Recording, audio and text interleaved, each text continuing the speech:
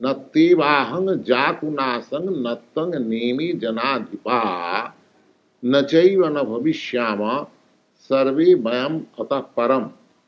What is the translation?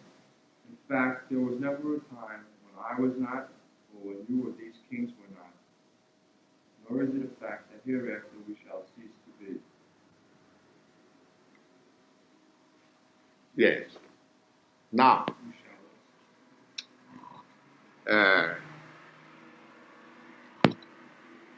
Krishna is trying to convince Arjuna that death does not take place.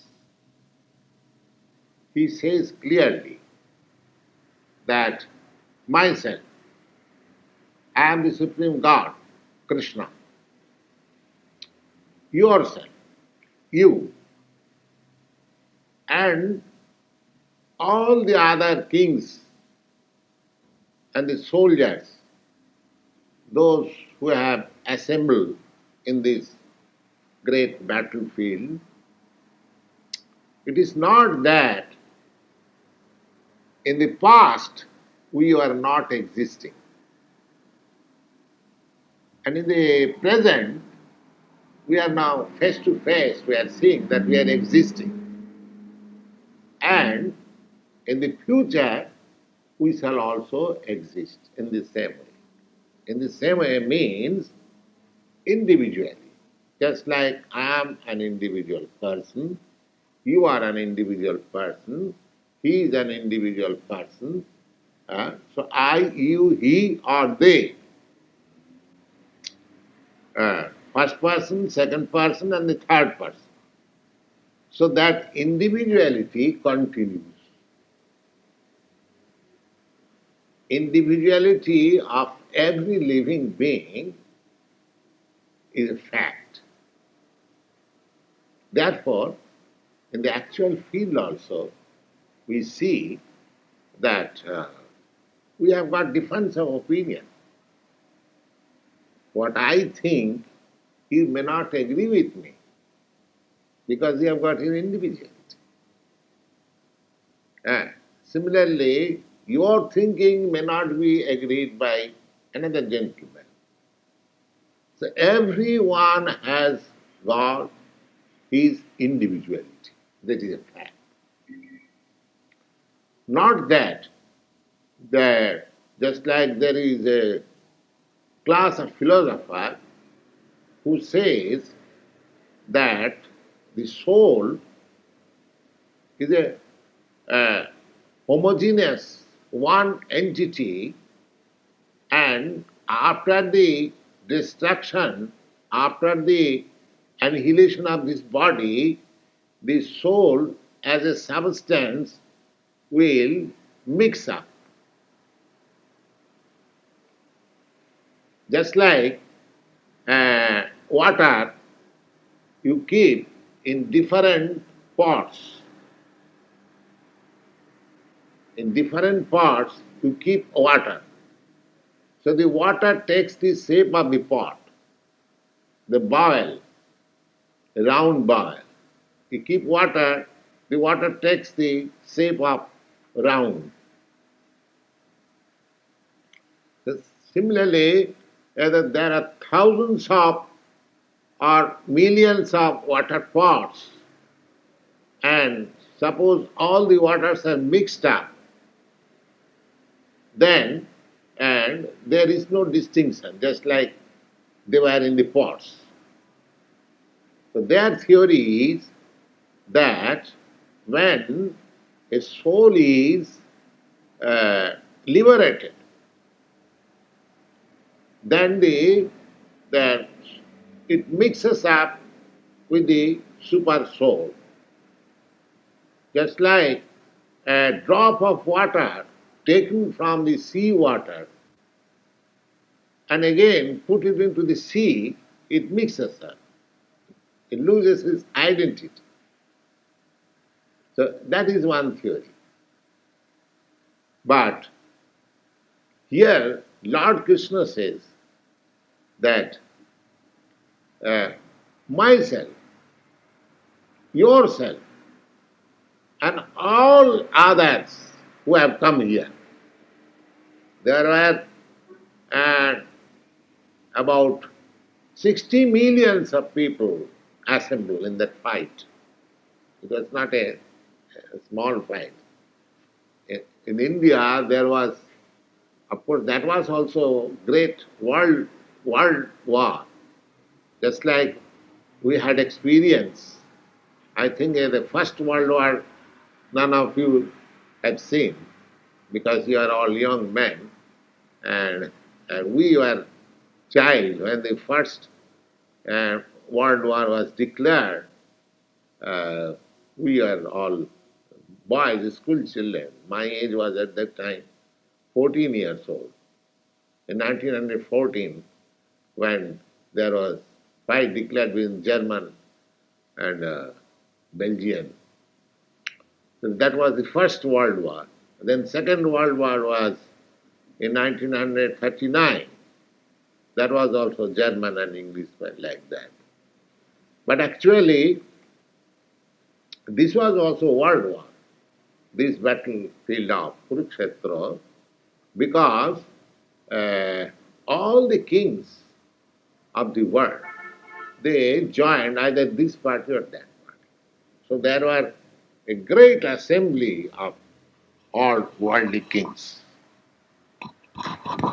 Now, Krishna says that either myself, either yourself, or these persons who have assembled here, uh, they are individual. They were individuals in the past, they are now individual, and they will continue to be individual even after annihilation of this body. Now, how we will adjust? There are two theories that after liberation, all the souls, they become one. Just like all drops of water, if you put into the sea, they become one entity. There is no distinction. I love you. As the Lord Krishna says, they know, they keep their individuality. What's my little son? They do not mix. Now, suppose we are all laymen, we are ignorant what is actually position, what is the actual position. But we have got our discretion also. Just like every one of you has some knowledge in the history. Now in the history, in the past, suppose you are now 30 years old or 35 years old, and suppose 200 years before the history which you read, you find that all people were individuals. And at the present, you are experiencing that all individuals, they are all living entities, either human being or animals or birds or anywhere you can see that they are individuals. Then why should you not believe that in future they will remain individual? Do you follow? In the past they were individuals. In the present they are individuals. And why not in future they will remain individuals? It is naturally concluded that they will continue to be individuals. Even we do not have any sufficient knowledge in either of these two theories, mixing up or keeping individuals, but by our own small reasoning, we can understand that in the future history, we have information that there were individual persons. At the present moment also, we are seeing that there are individual persons. So why not in the future? How it is that in the future they will mix up, become one homogeneous thing? It is quite reasonable.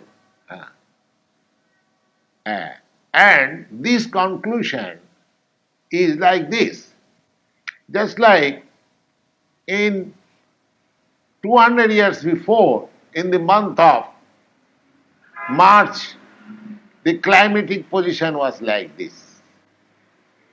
And in 1966, we find in March, the climatic position is exactly the same. And in future, naturally I conclude that in future, in March, the same climatic condition will be there. In astronomy also, if you find that in March, in such and such dates, the sun rising is like this, and actually in the present March, month of March 1966, we see the same exact time. And the whole calculation of astronomy is made like that. They prepare 100 years astronomical chart. 100 years. How they do prepare? By this calculation. Whether the past it was like this, at the present it is like this, so naturally in future it will be like this. Just like you are speaking of the imminent springtime, the nature, how it will be decorated, how springtime, it will be nice, because you had past experience, so you are foretelling. It is not foretelling. From past experience you are telling that this will take place, this will take place. So this is another point, to understand things by our reasoning. But there are things which is beyond our reasoning. There are things just like God, the existence of God. Of course, by our reasoning, we take it for granted that because everything has a creator, just like we have this tape recorder before us, so we know that there is a manufacturer. Same with the typewriter, there is a manufacturer. And everything, there is a father or manufacturer. Myself, I am created by my father. My father was created by his father. Similarly, naturally, we can conclude that this whole cosmic situation, the whole material manifestation, there is one creator. So these are simple reasoning. It is not very hard to understand. But at the same time, there are things which are beyond our experience, beyond our reasoning, beyond our conception. Those things are called achintya. Achintya means inconceivable. Inconceivable. Now, how to understand which is beyond our conception? The scriptures says like this. Achintya khaluje bhava natas tarkena jujayat. Anything which is beyond our conception, beyond our reasoning power, beyond our approach of the material senses, such things we should not try to have conceptions simply by arguments.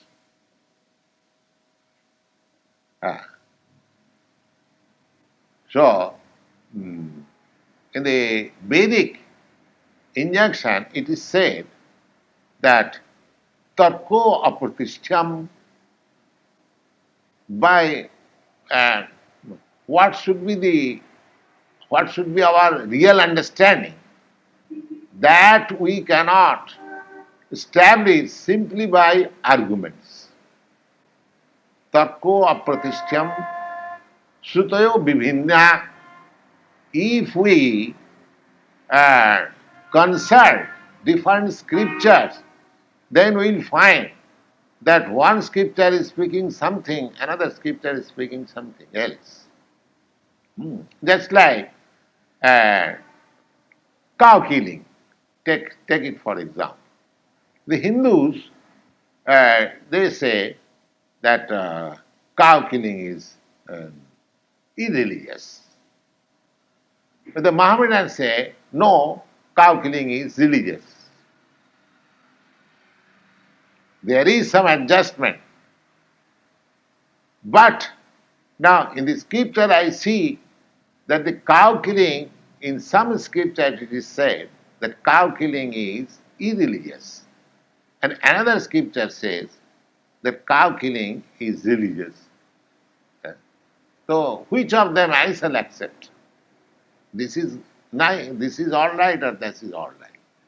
So therefore, and it is said that Sutayo Bibhinna, if you consult the different scriptures, you will find different contradictory statements. Your scripture may be different from my scripture. And naso munijjasya matangna bhinnam. If you consult philosopher, you will find one philosopher is differing from another philosopher. A big philosopher means who has cut down other philosophers and put up his own theory. This is true. This is going on. Tatko pratisthya sutayo bibhinya naso munijjasya matangna bhinnam. Then, how to conclude what is the right path? I cannot establish it by my imperfect arguments. I cannot consult in the scriptures. Neither I can take real instruction from different philosophers. Then what is the way of having the real thing? So it says, dharmasya tattang nihitam guhayam. The truth of religiosity is very confidential, very secret. So, how to know it? Mahajana jena gata sapantha. We have simply to see that great personalities, as they have taken up, we have to follow. That's all. Just like in your Christian religion, you may not understand all the biblical injunction, or you may not have the time, but if you follow the ideal life of Lord Jesus Christ, then you get the same result. Similarly, the Mohammedans, if they follow the ideal life of Muhammad, Hazrat Muhammad, so they get the result. Mahajana jena gatasya pantha. Just like in an unknown path in a village, especially when there is a field. Now in the city, you can know that I have come so far because the streets are numbered and you have got the location and there are some symptoms, this house or that house. But in the country, everything, every place is of the same similar nature, the same jungle, the same field, the same grass. We do not know where I am going, or in the sea, I have got experience. Have you ever traveled in the sea? No. But while I was coming from India, so everywhere I see a round of water. I do not know which way this ship is proceeding. You see? But they have got a chart. They have got a chart. By latitude, longitude, by time, and by chart, they are calculating. Now, I was asking the captain, where we have come. He was saying, in the Mediterranean Sea, oh, we are so many miles from Italy, we are so many miles from, like this, Tunisia. Now we are coming to Gibraltar, like this. But I was seeing all vast of water only. I was seeing just after 10 miles I shall reach, but it never reaches. So, what are these charts? These charts are that experience sailors, they have made the chart. The captain was also consulting that chart because it was made by experienced sailors. That is nothing. So similarly, in calculating in which way we have to find out our salvation is to follow such liberated soul. So last day we had been discussing the difference between the conditioned soul and liberated soul is that a conditioned soul is imperfect in four ways. A conditioned soul is sure to commit mistake. A conditioned soul is in illusion. A conditioned soul has the tendency for cheating others. And a conditioned soul has got his senses imperfect. Imperfect senses. Therefore, knowledge should be taken from a liberated soul. Why this Bhagavad-Gītā is so honored? Now, this Bhagavad-Gītā was spoken in India and it is understood that it is a scripture of the Hindus. But why now you are Americans, you are also keeping this Bhagavad-Gītā?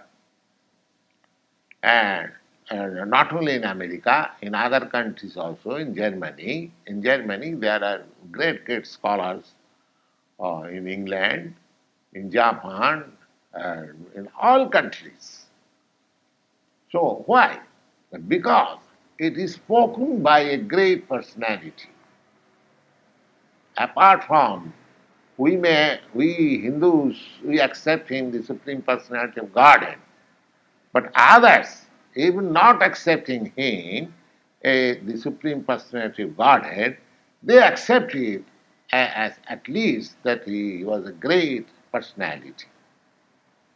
Therefore, besides the Hindu community, others, they are also consulting the knowledge. Now, my point is that when such a great personality and when we accept him as the Supreme Personality of Godhead, then his version is right. What he says, that from our practical experience we can conclude that every individual persons were in the past individuals, they are also individuals at the present and they will continue to be individuals, and this is by our common sense, but it is confirmed by Śrī Kṛṣṇa, whom we call the Supreme Personality of Godhead, and he is accepted as a great personality. He says, Natu eva ahanga jatu nasam. Don't think that I was not in existence. That means I was in existence. Not that just now I have come before you as God or Śrī Kṛṣṇa. I was Śrī Kṛṣṇa in the past also, and I am Śrī Kṛṣṇa at the present. So also yourself, and so also others, all individuals. So, and at the present we are nachaiva na bhavishyama. I don't think that we shall not remain. Sarve. This sarve means we all. Not that. Sarve is plural number. Janadhipa is plural number. So, they are all individual souls. So, the individual soul continues. That is the version. That is the version of the Bhagavad-gītā, and it is better to accept this version without unnecessarily commenting it or interpreting it in a different way, so that one the interpretation is very bad. You see, a scripture should not be interpreted. A scripture should be taken as it is. As it is. And besides that, interpretation, when interpretation is required, when a thing is not properly understood, at that time interpretation is required. Otherwise, there is no necessity of interpretation. Just like such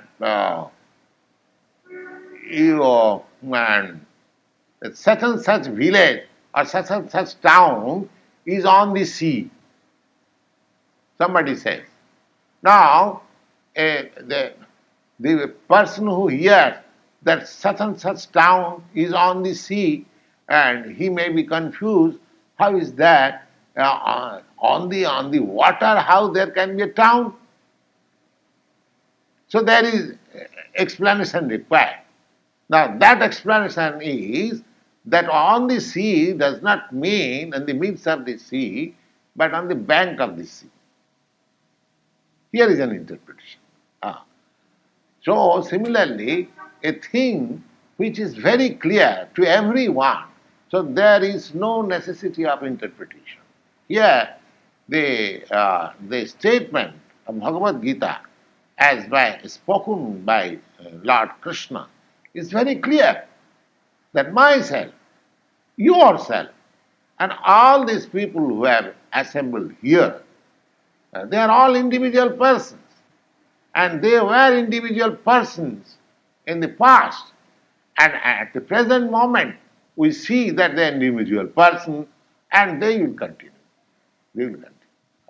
I may not know what they will become in the future, but because He is God, because He is the Supreme Personality, His statement should be accepted. That makes my knowledge perfect. Just like I give you one very simple example. Now, if a little boy asks his mother, then who is my father? The mother says that here is your father. Then if the child says, I don't believe it, that he is my father, is it possible to convince him in any other way than the statement of the mother? Is it possible? No. That is the final. That is the final. And if he says, I don't believe it, that is his foolishness. Similarly, a thing which is beyond our conception, beyond our limit of knowledge, that should be taken from the authority. So here is an authority, Śrī Kṛṣṇa. Authority. His authorship is accepted by all over the world.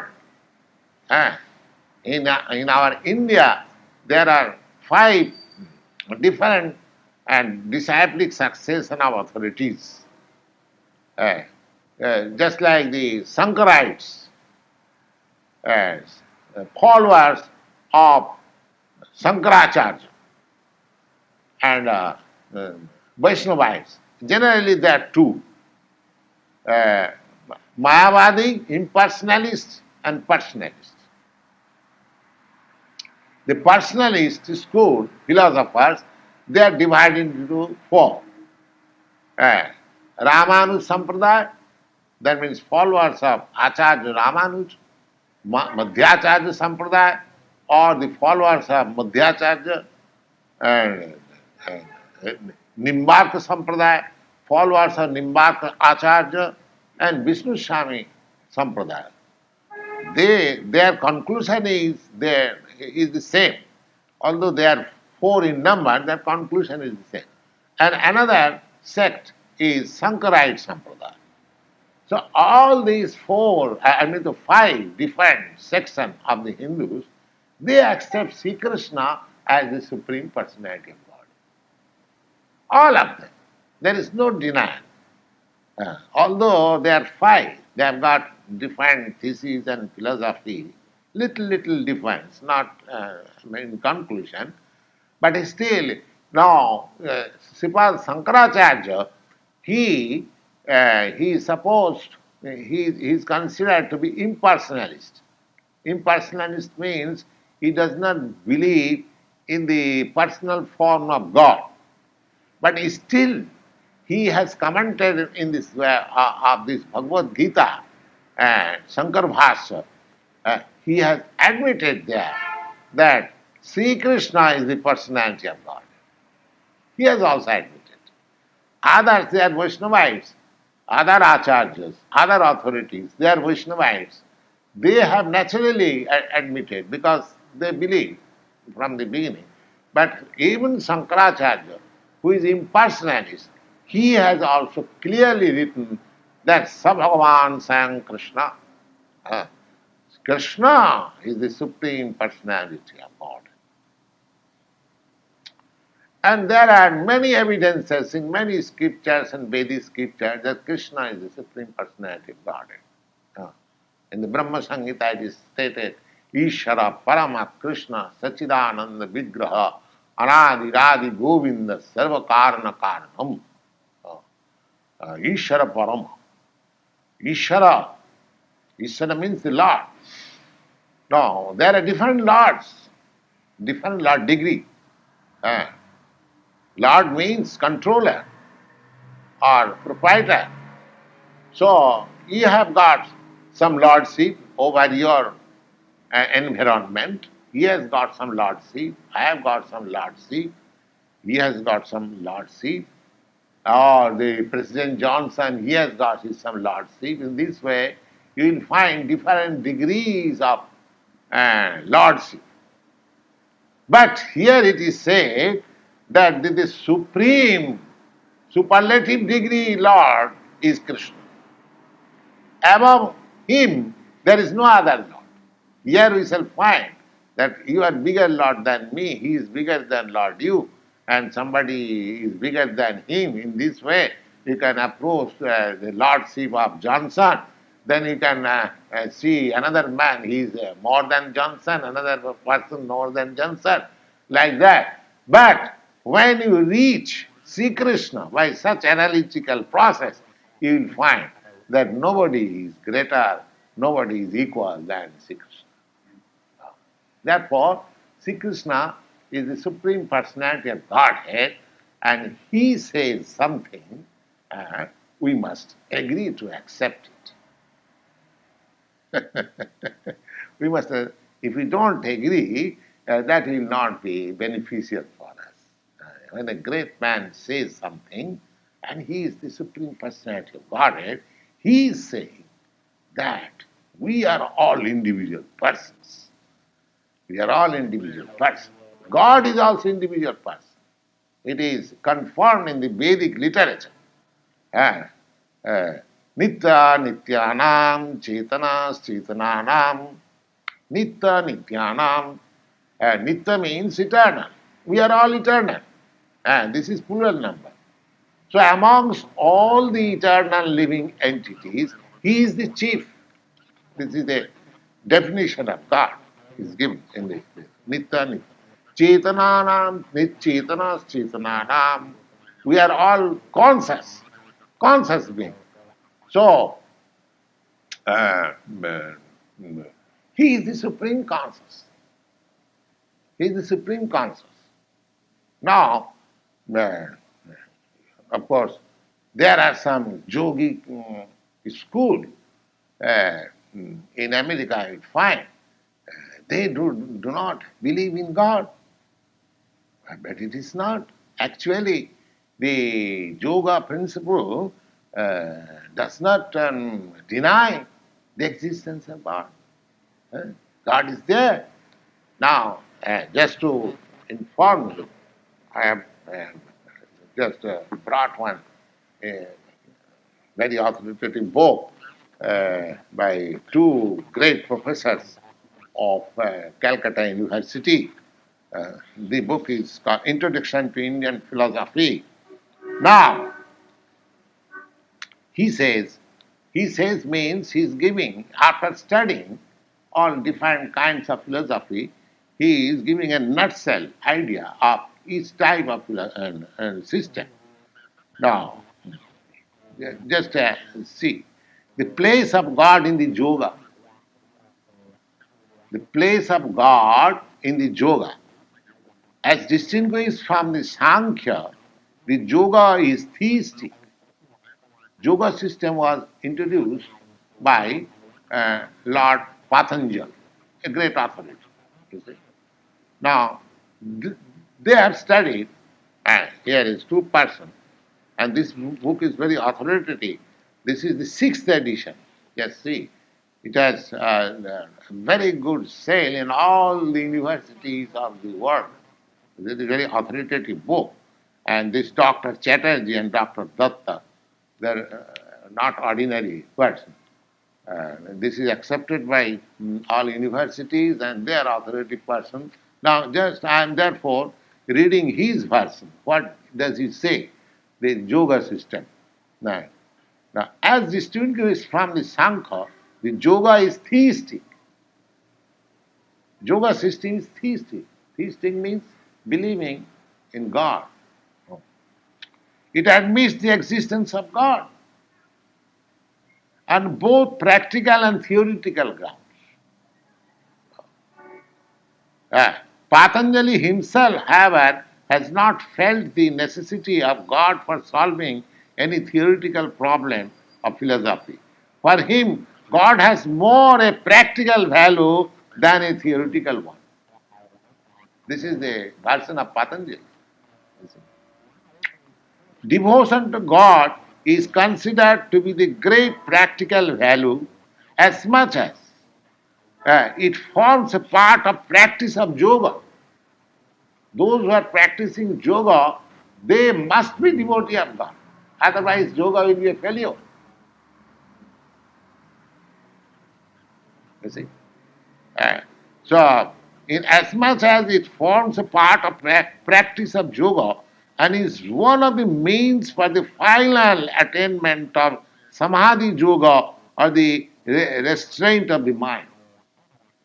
The yoga, chitta nirodha, the whole purpose of practicing yoga is to control the mind. Control the mind. Now, here, Patanjali's system that unless you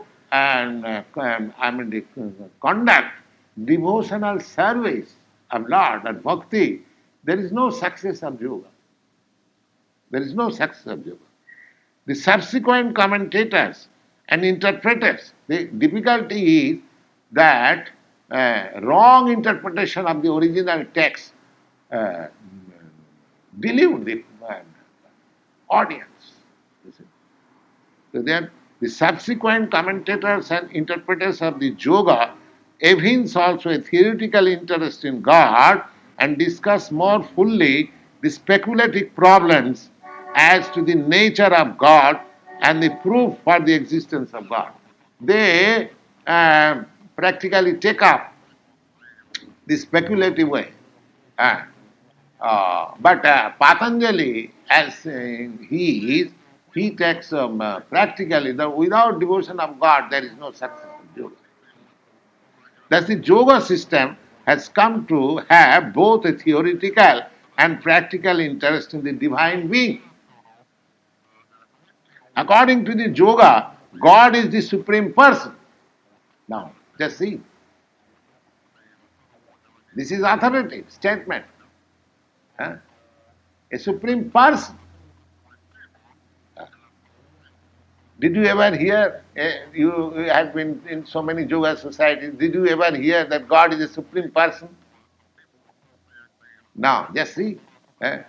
According to the yoga, God is the supreme person who is above all individual self and is free from all defects. Now, the same thing. In the Bhagavad-gītā also, the Lord Krishna, he is telling, he is informing us about the future or of the past because he is perfect. He can see both past and future. Because we are not perfect, because we do not know, now accepting it, that you existed in the future, say your age is 34 or 35 years, can you say 36 years before where you are? You cannot say. Or suppose you live for 100 years, can you say 100 years after where you shall be? You cannot say. Because you are imperfect. Because you are imperfect. So God is not imperfect. God is perfect being. Here, yoga system also accept like that. According to the yoga, God is the supreme person who is above all individual. Now here you see the individual. Every living entity is individual. This particular word, that individual self, and is free from all defects. And because he is free from all defects, his statement is defectless. And therefore we must admit, my statement, because I am imperfect, my statement is also imperfect. I have no idea of the past and future. How can I say that in future you will be like this, or in the past you are like this? I cannot say. But who is defectless, who can see past, future and present equally, and there is no defect, he can say. So here is the statement of the Supreme Person. So we have to believe it. We cannot go out of it. If we don't believe it, then we are loser. If we don't believe it, then we are loser. He is the perfect being who is eternal and all-pervading. Just see. All-pervading. That means, although you can see him as a person, just like you are present before me as a person, but you are absent in your residence. Is it not? But God is not like that. God is, although he is present, Krishna, although he is present just before Arjuna, instructing him, but he is all pervading at the same time. A crude example, just like at 12 o'clock in the midday, you see that the sun is above your head. And 5,000 miles away, if you ask any friend, where is the sun? He will say, it is on my head. 5,000 miles this way, that way, you inquire, and everyone will say, the sun is on my head. Though if a material thing, sun is a material thing, if a material entity can be so all-pervading at one and the same time, so is it not that the supreme spiritual being, he will not be all-pervading? Certainly, he must be. He must be. So here, you see that he is the perfect being who is eternal and eternal. Eternal means the eternal in everything, eternal in consciousness. Now Krishna says that you and myself and all these beings were like this because he has got eternal consciousness. He had actually experienced what I was. But because my consciousness is not eternal, I have forgotten what I was in my previous birth, neither I can say what I shall be in my next birth. These are the distinctions. If we falsely claim that I am God and that supreme consciousness, it is our lunacy. It is our lunacy. We should not indulge in that way. And anyone teaching in that way, that is a cheating. It is not possible. Here is an authoritative book. He is the perfect being who is eternal and all-pervading, omnipotent, omniscient. All individual selves are more or less subject to the affliction of ignorance. We are all living entities except God. Everyone, they are subjected to ignorance, forgetfulness. That's a fact. Ignorance, egoism. Egoism means that without having the qualification, one declares that I am God. This is egoism. Without having the qualification of God, if one declares that I am God, a foolish man, that is called egoism. Egoism, desire, aversion, and dread of death. They have to do various kinds of work, good, bad, and indifferent, and reap the consequences thereof. That means they are subjected to the acts of your, the reaction of their acts. If you do some good thing, then you reap the good result. If you do some bad thing, then you reap the bad result. And because we are defective, therefore we have to do something good, sometimes bad. The best thing is, therefore, that God is all good. If we follow God, then we become good. If we follow God or a God's representative, then we also become good, because God is always good.